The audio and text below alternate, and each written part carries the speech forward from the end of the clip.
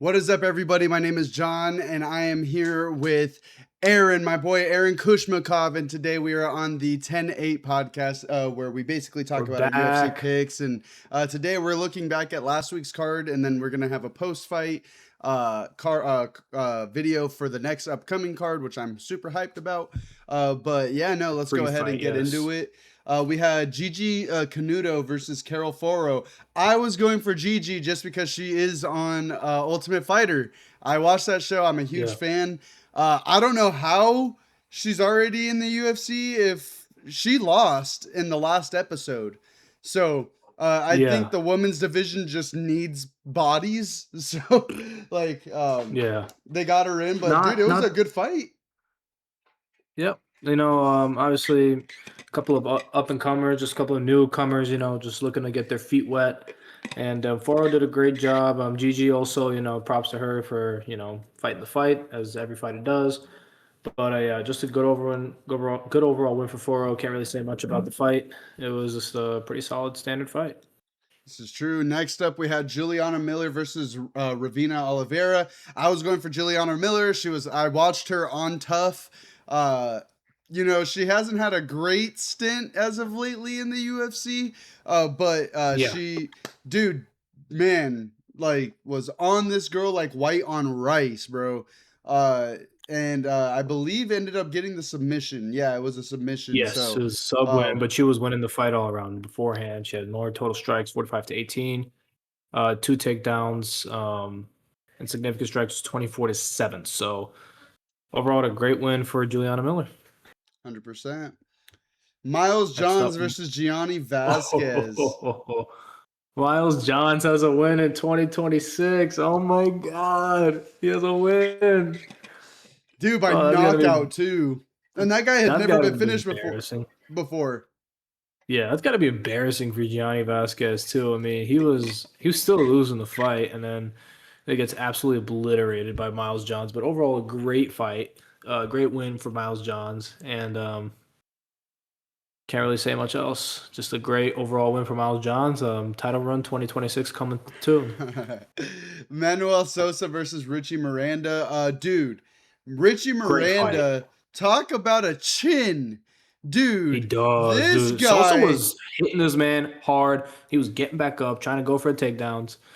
But how are they Miranda's lightweights? man, they cut like 40 pounds, dude. They become like Bro, 40 pounds I every remember I was like, oh, time. this is a welterweight fight or something. And then I saw, how the UFC has the weight. Dude, I was like, ain't no way these guys are lightweights. But, dude, No. unbeknownst to me, they were.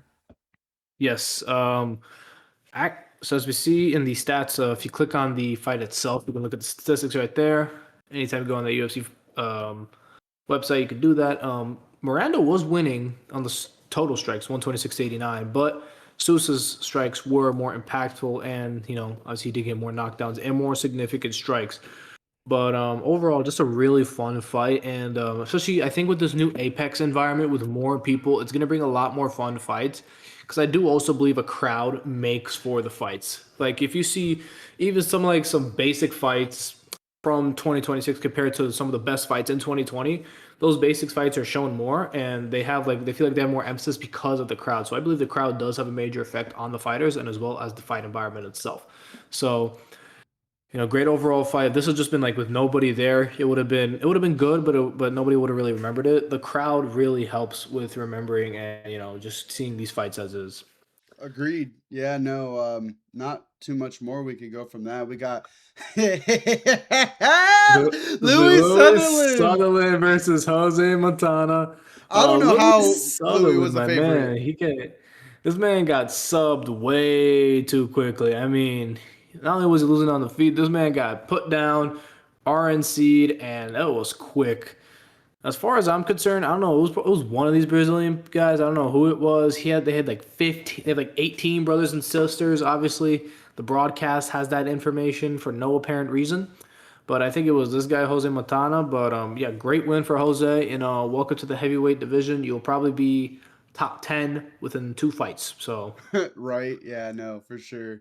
Dr. Nargaze versus Bruno Lopez. oh, bro, Uh, this knockout was crazy. Last minute, 4 Oh, minutes and or fast second, last second. second, last Oh, second. dude, it was awesome, bro. The Kazakh strength comes through. It was just a fun overall fight. I think these guys were trading shots as well, and not much else I could say other than it was a really, really, really fun fight. That Nurgazai just putting on the light heavyweight scene in Kazakhstan. He's their representative now, and my personal prediction: I think Kazakhstan is going to be a top. I don't know if it already, not if it isn't already. I think it'll be a top 10 MMA country by year's end. Here's hoping, right? Isn't that where your people are Yeah. from? Uzbekistan, still Uzbekistan. same region, different language. But Gotcha, gotcha. Steven Asplund. I'm a yes, fan. another people's champ versus Guilherme Pat. I mean, bro, war. This was straight war. This was a straight war. Guilherme Pat, you know, looking skinny as a heavyweight, and Steven Asplund with the sagging skin as a heavyweight. And maybe sagging skin is the answer as a heavyweight. Maybe you got to have that loose skin. Maybe that helps. But yeah, no, Steven Asplund put on a great performance. Outstruck him 134-72. And Guilherme Pat, I think he knocked down. I think he got a couple knockdowns on Asplund too. But dude, it was just straight war. And I think again we have to attribute that to the environment. Just it was straight war, and I Dude, loved it. USA. USA. USA. Bro. USA. Yeah, no, Asplund beat the brakes off of this dude. He literally hit him with the IGBBMN, and yeah, no, that's what he got hit with. It's gonna be bad. It's gonna be bad. It's gonna be bad. All right, dude, that's like one of my favorite quotes. And the cheeks clapping, man, he would have been tapping. It is a revolutionary quote. Another one is if one man can hold you down, two can grape you. But this is true. This is by our lightweight champion Justin Gaethje or Justin Gaethje. I'm sorry, but anyway, let's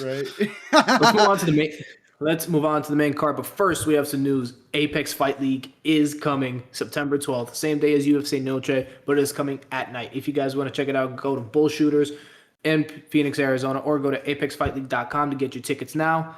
Apex Fight League coming to you September 12th. Get your tickets now. They sell out soon, so let's get to it, baby. Me and John will be there. Yes, sir. All right. Other than that, we got on to the main card. Billy Ray Goff versus Ty Miller, dude. Now, Billy Ray Goff hadn't been in a ring for, I believe, 2 years. And Ty Miller, also known as Mario Batista's brother or son, great knockout. It was just really, really good. Billy Ray Goff was really exhausted by the time, and Ty Miller hit him with a nasty body shot, I think, and just put him down. Dude, did you hear his corner's advice?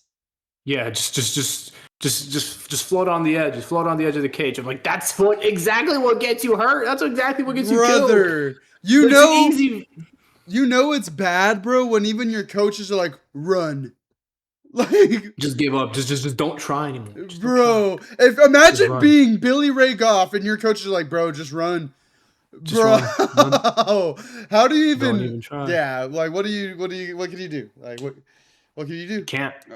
All right. Dude, can't compete. Amanda Lemos versus Alexia Tainara. I was expecting Tainara to get a sub. Yep. Because that's usually what she does. She did not. But she beat the living piss out of her. I mean, 199-68 on the total strikes, 81-56 on the 6 strikes. So Amanda Lemos was landing more impactful shots at a higher rate, but the volume. It was just volume. Alexa Tainara, now moves up in the top 10 of the women's strawweight division. Not a very deep division, if I'm honest with you, but you know what? One of the only ranked fights on this card, so we have to give it where we can take it. She'll be top 5 soon. Yes, she should be.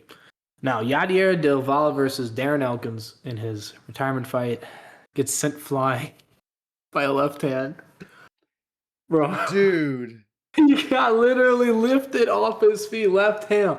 Boom. Right to the dome and just flew back like it was a movie, like a movie special effect, dude. It was bad. I mean, that is the worst way to go out, just to get slimed out. What is the hype, or I don't know if hype is the right word, but like everybody like roots for Darren Elkins. I remember he put on a really good war like a long time ago, but is that what he's remembered for? He's just remembered for being a UFC vet. He's been in the UFC for like he has like 30 fights in the UFC, so he's like a pioneer basically. Gotcha. Okay, yeah. I mean, dude, that sucks that he got taken out in what, 35 seconds? Oh, Jesus Christ. Yeah, as soon as I saw Um, it, I was like, oh shit, I'm so sorry. Oh, have a good retirement. Go start coaching. I guess I don't know. Time to be a coach now. yeah, he'll be fine. He'll be a good coach. He will be a good Diego coach. Ferreira versus Billy Quarantillo. Diego Ferreira, Billy Quarantino, great fight I again. I thought, Earned yeah, fight of the no, night. great fight. I thought Diego was gonna take this one. He did. Billy was pressuring him towards the end though, and Diego was getting tired. It was getting me a little bit Oh, that nervous. that age gets to you, my man. It gets to you. 41, I think he is. Yeah, being in your early 40s in the UFC. Not the greatest recipe for success, as we know. Jared Cannonier, Jan Blachowicz. Um, who else can I name? Who's old? I don't Glover. know. Cups Glover. No, Cup Swanson. He was on a fight. He was like on a win streak by the time he retired, though. But we move on to the fight of the night. The main event: Quinlan Salkilld versus Mateusz Gamrot. Quinlan Salkilld outdid Gamrot in his own backyard. Not his own backyard, in his own department, his own specialty. And this man wrapped up on him like a spider. Got the hooks and secured the choke. There's a picture where he's looking at the camera while this is happening. Took a photo. Goes He's like, hard. "Hey, what's up?" And just got the choke so nicely. And Salkilld is dangerous. I think he could give anybody hell But they own in a the top. bakery. They own a. That was the last guy. That was unfortunately that was a couple guys ago. Bro, but they Now own a bakery. they Quinlan do own a Salkilld. bakery. Bro, he took this dude out quicker than Charles. He did, which makes you think: can he beat Charles? Yeah. But Charles is incredibly good versed in jiu-jitsu. I don't know. We'll have to see.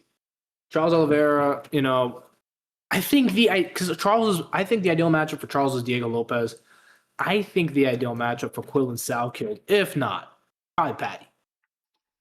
Nah, Probably dude. Patty. Hey, hear me out. Hear me out, bro. The winner I'm between listening. Armin and Hoofy? Hoofy. What about the loser? Why not the loser? Just get the loser. Because we know, dude. Okay, first off, brother, we know that Armin's gonna smoke Hoofy. We know this. I'm gonna debate you when that episode comes. I always say you never really know until you never really know. You just got to look at. You never really know. I That's all I can say. want Hoofy to win. I think it'd be cooler if he wins. But Yeah. I just don't think that's gonna happen. I think, dude, if The last. BSD is able to take you down, dude, you think Armin's not gonna be? No, Yeah, I mean, but again, fighters always improve. Last guy I get Armin it. beat was Dan MMA Hooker. math, MMA math. I know. I learned with MMA math. Ilya versus Justin the hard way. It MMA is what it math is. doesn't exist. So this is after that. After the Ilya Justin fight, especially, I'm like anybody could win. It's all about how they perform and matchups. Like for example, what I think Hoofy has to do is he has to stay outside. That's his whole goal. He's gonna have to just stay outside. Stay Not out stay outside. stay by the cage. Keep no.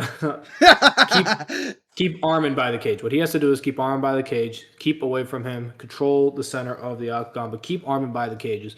Because if Armin's in the middle of the cage, you're done. Armin's best work is in the middle of the cage. That's where he wins the most. Center of the cage, not by the cage, but center of the cage is where he does his best work.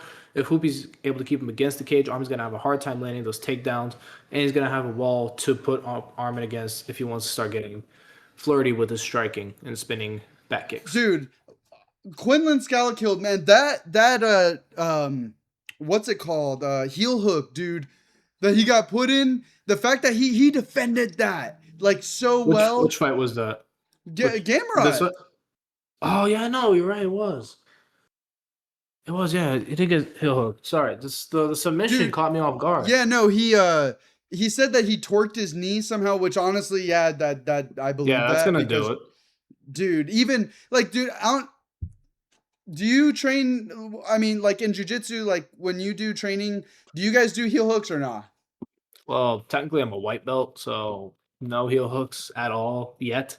But eventually, when I do rank up a belt, I think we'll start doing heel hooks. But no, heel hooks are fun. They're really fun to do because they can just torture some people. Sometimes when you got it, you're just like, I'm gonna turn it.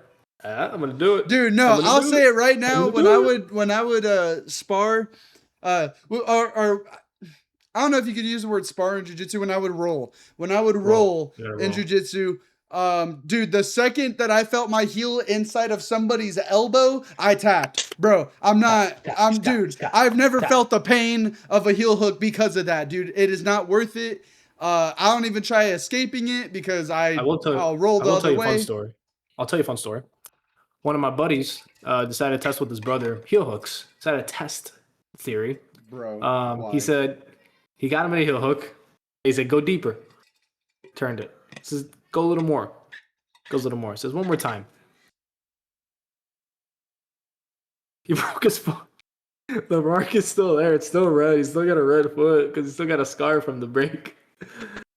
He intentionally put himself in a heel hook just so he could know what it's like. This is why men. This is why people say men don't live as long as women because we do dumb crap like that. If you're gonna be dumb, It's you gotta be tough, bro. Like, yeah. dude, yeah, no, that was like some below room temp IQ right there. I don't know who the hell willingly puts themselves in a heel hook, because that could never be me. A heel hook is dangerous, man, because by the time it starts hurting, it's already kind of too late. Mm-hmm. And yeah, nah, dude. Oh, that's like my worst fear. Like, if somebody gets a hold of one of my heel like that, dude, it's over. Dude, cheeks clapping, I'm gonna be tapping. Like, Yes.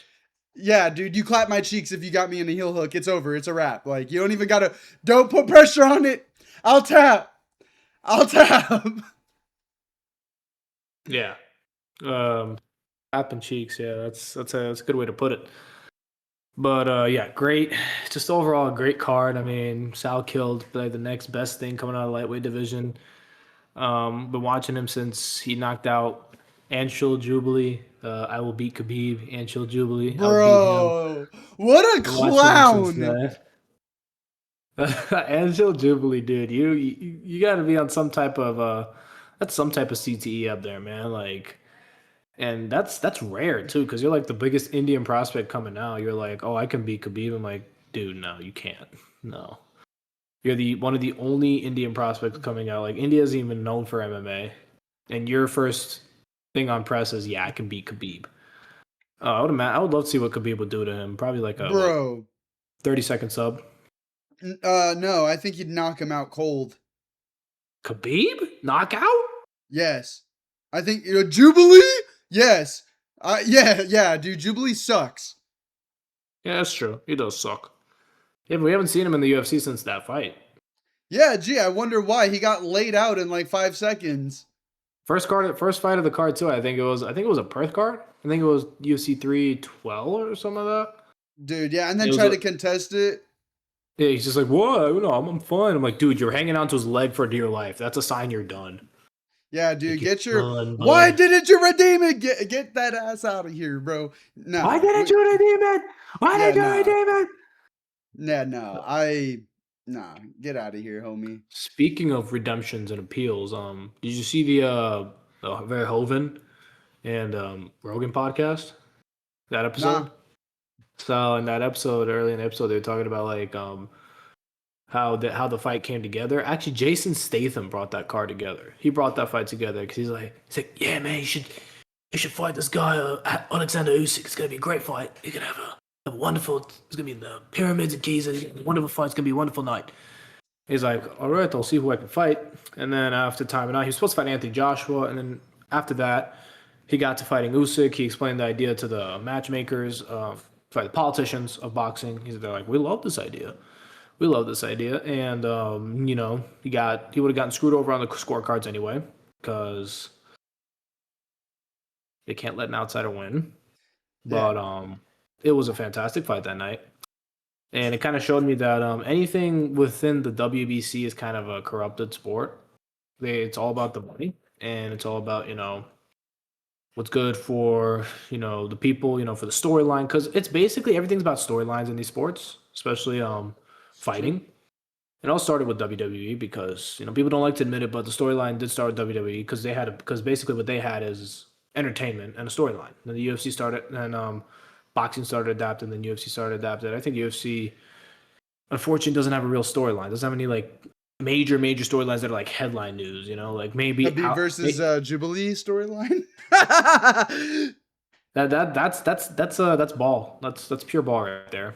And but boxing does have that storyline. I still have that Verhoeven versus Usyk, who would win in a rematch kind of thing. Then you have the Jake Paul storyline where he's getting involved now PFL, and now PFL has a storyline with Usman, like, oh, is he gonna leave for the UFC? Which I think he will. And I think he should definitely get a ranked fighter to test him, see how good he really is. And I would love to see another Nurmagomedov in the lightweight division prove themselves. And if he does, good for him. If he doesn't, at least we know, he had a more legitimate undefeated run than Khabib before the UFC. Yeah, that's true.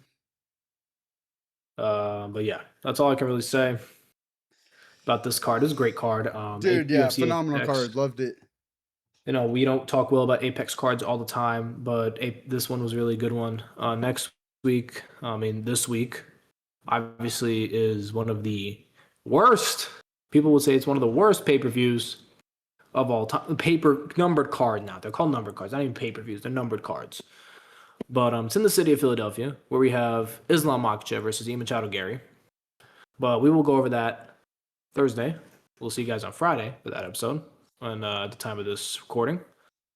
And I'll tell you, you'll know it's a bad card when it's mostly unranked people, unranked fighters on that card. That's all I can say. It's mostly unranked fighters on that card. Like, not like there's not a lot of ranked fighters, like, at all.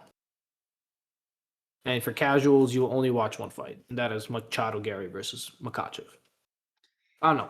Let me know your guys' thoughts on the episode. Make sure you guys subscribe, like, share, comment, and make sure you follow us on our socials. Link them down below. JustJohn03 and at ACushMcCall.37. Make sure you also follow this 10A podcast on Instagram as well, where we will post clips from the podcast and previous shows, as well as Apex Fight League. Make sure you follow them. They're a growing fight league out here in Arizona. That is an amateur fight league, soon to be professional. We are currently at 5,000 followers. We can get to 10,000 followers by this time next year. That would be amazing. Other than that, lovely ladies and gentlemen, you guys have a great rest of your night and have a great rest of your week, and we'll see you Friday. Peace. Peace.